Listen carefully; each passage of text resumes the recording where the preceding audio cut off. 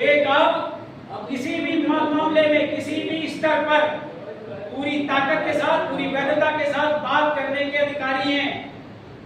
आपका बीएसए हो, आपका डीएम हो, आपके शासन में सचिव हो, निदेशक हो, एक छोटा सा भी पदाधिकारी अगर हमारे यहाँ जाकर के वहां पर अपनी बात रखता है और उससे पूछा जाता है कि आप कौन, तो सबसे पहले आप ये बताइए कि उत्तर प्रदेश में शिक्षा मित्रों के लिए कार्यरत किसी भी एक मातृवादी संगठन का मैं एक छोटा सा सदस्य हूँ। और मैं चैलेंज के साथ कहता हूँ, ये केवल यहाँ पर बातबाजी करने वाली बात नहीं है, मैं दिखा सकता हूँ, मैं प्रमाणित कर सकता हूँ। कोई दूसरा भी एक मात्र नाम मात्र का कोई वैध संगठन, मैं बार बार एक शब्द का इस्तेमाल कर रहा हूँ, वैध संगठन कोई दूसरा नहीं है।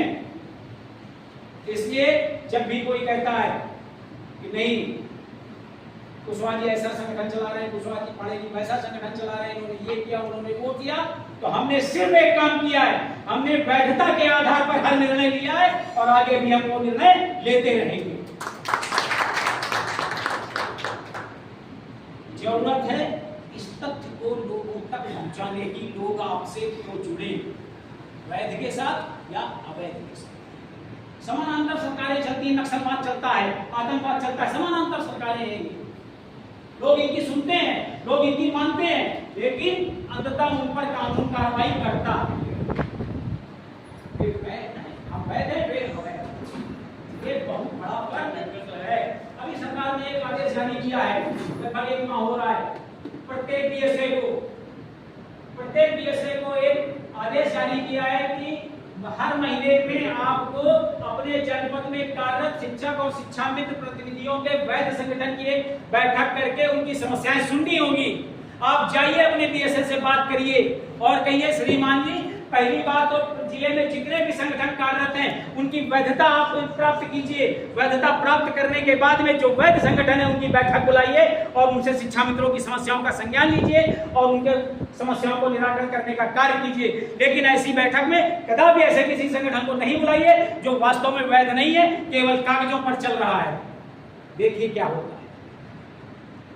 निश्चित रूप से उन सारे लोगों को दरवाजे के बाहर होना पड़ेगा जो वास्तव में शिक्षा मित्रों के वास्तविक प्रतिनिधि हैं ही नहीं। तब देखिए लोग, कर्मठ लोग, जुझारू लोग, शक्तिशाली लोग, बलशाली लोग, निष्ठावान लोग, श्रद्धावान लोग, आस्थावान लोग आपके साथ जुड़ते हैं कि नहीं जुड़ते।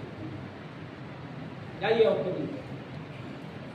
संगठन खड़ा हो जाए। मैं अकेला ही चला था जानिबे मंजिल की ओर, लोग जुड़ते गए और कारवां बनता गया।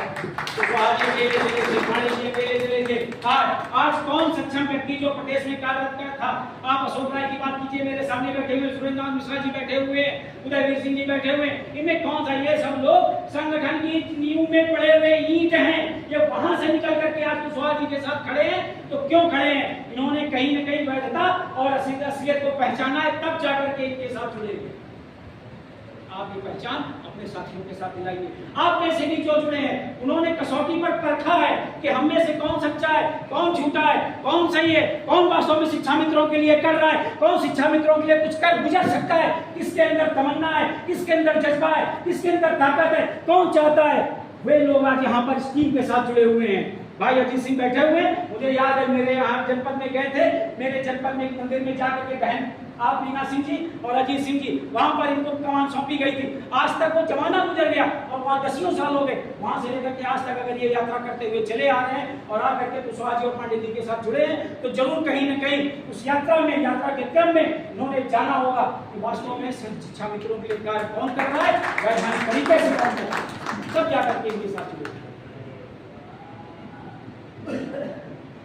एक बहुत महत्वपूर्ण मुद्दा, बहुत अच्छा मुद्दा रखा गया है कुशवाहा जी के द्वारा।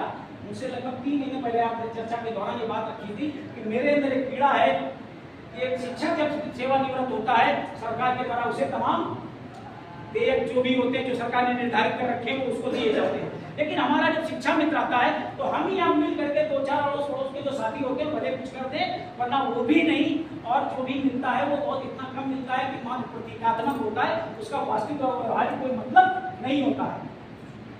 इसके लिए इन्होंने चाहा कि हम लोग कुछ ऐसा करें। अब होता क्या है, अचानक हमारे एक साथी हम लोग को खबर मिली कि भैया फलाने रिटायरमेंट होने वाले हैं। अब उनके लिए क्या किया जाए? हम जब तक चर्चा करते हैं, जब तक इकट्ठा करते हैं, जब तक कोई बात रखते हैं, प्रस्ताव रखते हैं, सहमति बनाते हैं, कुछ करते हैं, तब तक समय गुजर जाता है और वो रिटायर हो जाता है। और कोई भी कार्य अगर समय पर मिलता है, अगर कोई फल आपको दिया जा रहा है आपके कार्य का, तो समय पर भी, यानी रिटायर जिस दिन हो रहा है उस दिन आपकी विदाई हो और रिटायर होने के 6 महीने बाद विदाई हो, दोनों में अंतर होता है। तो इसके लिए इन्होंने कार्यक्रम रखा कि विचार आया कि किस प्रकार से अभी हमारे हमसे पहले बोलने वाले भाई साहब बाहर निकल गए, सोमवार जिला जी आप साहब बैठे हुए, इन्होंने बात रखी कि टीएससीटी की तरह से बिल्कुल, और इस पर भी कुशवाहा जी ने बात रखी थी। हमारा एक प्लान भी बनाता है कि एक दिन दिल्ली जा करके और हम लोग एक जैसे टीएससीटी ने अपनी एक वेबसाइट बना रखी है वैसा लोग बनवाते हैं, पूरा करते हैं, लेकिन इसके लिए भी खर्चे आते हैं जो कि बाद में घूम कर के आ जाएगी, खर्चे के लिए क्या किया जाए। और खर्चे 2-4 हज़ार 5 हज़ार में नहीं आती, 2-4-5 हज़ार में आता तो हम सब सक्षम हो गए। मैं आपको अभी दिखा सकता हूँ, हमारे टिकट भी हो चुके थे जाने के दिल्ली के, लेकिन